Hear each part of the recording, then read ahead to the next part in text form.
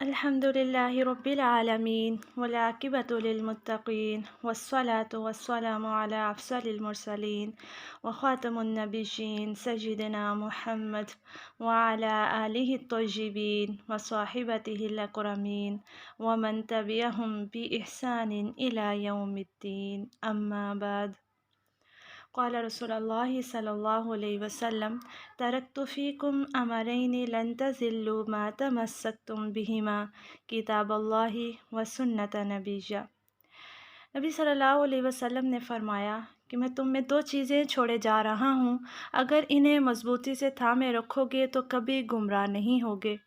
ایک ہے کتاب اللہ یعنی اللہ تعالیٰ کی کتاب قرآن مجید، اور دوسری سنت نبیہ نبی صلی اللہ علیہ وسلم کی سنت۔ دین اسلام کا دار و مدار نبی کریم صلی اللہ علیہ وسلم پر اترنے والی وحی پر ہے، اور وحی کی دو قسمیں ہیں، وحی مطلوع اور وحی غیر مطلوع۔ وحی مطلوع سے کہتے ہیں جس کی تلاوت کی جاتی ہے جیسے قرآن مجید، اور وحی غیر مطلوع اسے کہتے ہیں جس کی تلاوت نہیں کی جاتی جیسے کہ حدیث۔ تو قرآن مجید کو سمجھنے اور اس پر عمل کرنے کے لیے حدیث کو سمجھنا لازمی ہے، اور اس وقت ہم جس دور میں جی رہے ہیں حدیث کے متعلق بہت سے شکوک و شبہات پیدا کر دیے گئے ہیں۔ یہ صدیوں پرانی باتیں ہیں، اب کیسے ہم تک ٹھیک پہنچ سکتی ہیں، یا پھر یہ کہ اس دور کی باتیں آج اس جدید ٹیکنالوجی کی دور میں کیسے ان پر عمل کیا جا سکتا ہے، یا کیسے عمل کے قابل ہو سکتی ہیں۔ یا پھر ایک طبقہ ہمارے ہاں ایسا بھی ہے جو من گھڑت احادیث کو پھیلا رہا ہے، وہ اپنے جو ان کے عقائد ہیں یا پھر وہ لوگوں کی شاید موٹیویشن کے لیے وہ ایسی ایسی باتیں اور ایسے ایسے فضائل بنا کر پیش کرتے ہیں، اور پھر اس کے ساتھ یہ بھی لکھ دیا جاتا ہے کہ نبی کریم صلی اللہ علیہ وسلم نے فرمایا، نعوذ باللہ۔ تو کیا ہے کہ وہ اس بات کو جھوٹا نبی صلی اللہ علیہ وسلم کی طرف گڑھ دیتے ہیں، جبکہ وہ بات نبی صلی اللہ علیہ وسلم سے ثابت نہیں ہوتی۔ تو اس لیے ہمیں ضروری ہے ہمارے لیے کہ ہم اس وقت احادیث کا علم حاصل کریں اور جانیں کہ صحیح احادیث کون سی ہوتی ہیں، یا حسن درجے کی حدیث کسے کہتے ہیں، یا پھر ضعیف حدیث کیا ہوتی ہے، ہم کون سی احادیث پر عمل کر سکتے ہیں اور کون سی احادیث پر ہم عمل نہیں کر سکتے۔ اور حدیث کے بارے میں قرآن پاک میں بھی بہت سی جگہ پر اللہ تعالیٰ نے اس کو سیکھنے کا یا اس کو سکھانے کا یا پھر نبی صلی اللہ علیہ وسلم کی سنت اور ان کی بات پر عمل کا حکم دیا ہے۔ تو سنت حدیث ایک ہی بات ہے۔ اس کی زیادہ ڈیٹیل میں جب ہم جائیں گے تو ہم مزید دیکھیں گے بھی کہ سنت کیا ہوتا ہے یا حدیث کیا ہوتا ہے، ان دونوں میں ڈفرینس ہے بھی یا نہیں، یا کیا ڈفرینس ہے۔ لیکن مختصراً ہم یہ دیکھیں گے کہ حدیث اور سنت ایک طرح سے ایک ہی چیز ہے۔ حدیث بات کو کہا جاتا ہے، قول کو کہا جاتا ہے، اور سنت عمل کو کہا جاتا ہے۔ تو حدیث کا تذکرہ قرآن مجید میں جن مقامات پر آیا ہے ان میں سے چند ایک آپ کے سامنے رکھتی ہوں، جیسے کہ سورۃ محمد کی آیت نمبر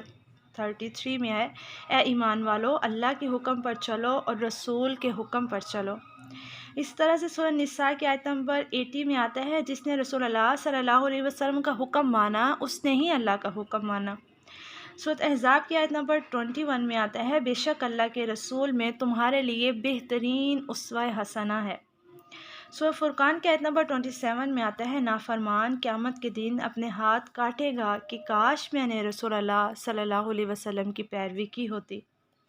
پھر اسی طرح سے سورہ آل عمران کی آیت نمبر 31 میں آتا ہے، اے نبی تم کہہ دو،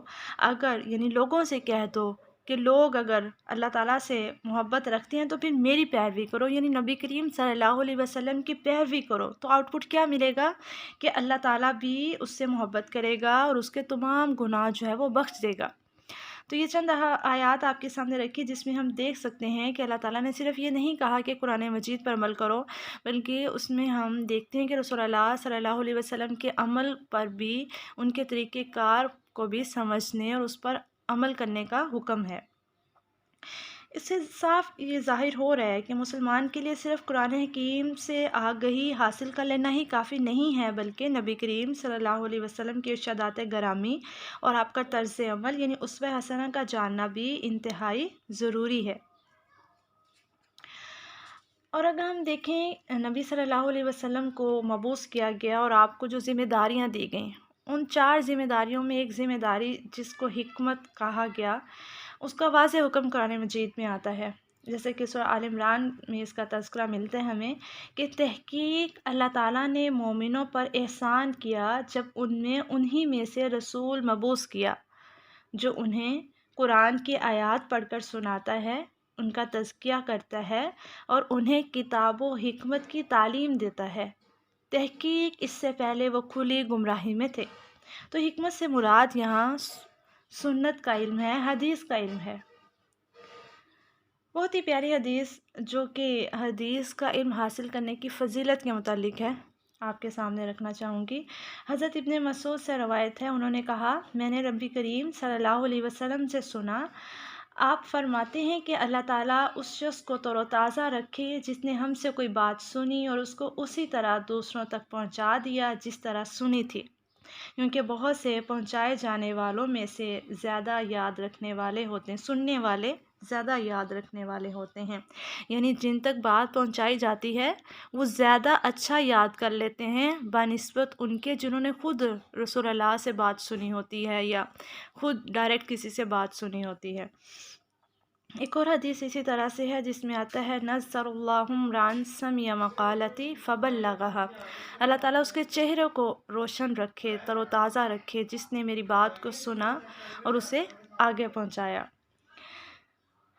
آخری آیت ہے آج کے اس موضوع پہ جو ہاں کہ ہم تعارف مختصر سا لے رہے ہیں، جو کورس ہم کرنے جا رہے ہیں اس کے بارے میں۔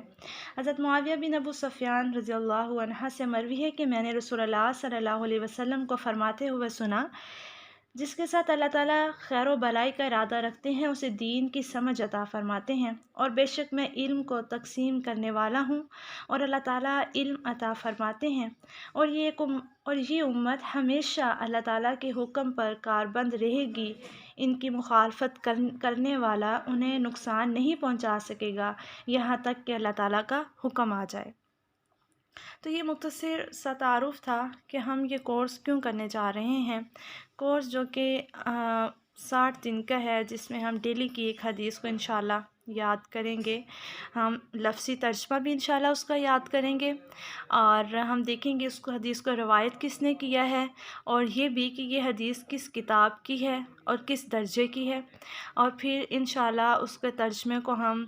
یاد کریں گے اور اپنے ساتھیوں تک پہنچانے کی کوشش بھی کریں گے، اور اس کے بارے میں ہم تھوڑا سا ضرور یہ بھی جانیں گے کہ اچھا اس حدیث میں ہمارے لیے میسیج کیا ہے اور ہم نے کس بات کو اپنے لیے عمل میں لے کر آنا ہے انشاءاللہ۔ اور اللہ تعالیٰ ہم سے راضی ہوں اور ہمارا یہ سفر بہت برکت والا کریں، اور بہت سی دعائیں چاہیے، آپ لوگ بھی دعائیں کریں، اللہ تعالیٰ قبول فرمائے ہماری چھوٹی سی کوشش کو، اور جو ہم کرنے جا رہے ہیں اس کو اختتام تک پہنچائیں۔ سبحانک اللہم و بحمدک، نشہد ان لا الہ الا انت، نستغفرک و نتوب الیک۔ السلام علیکم ورحمۃ اللہ وبرکاتہ۔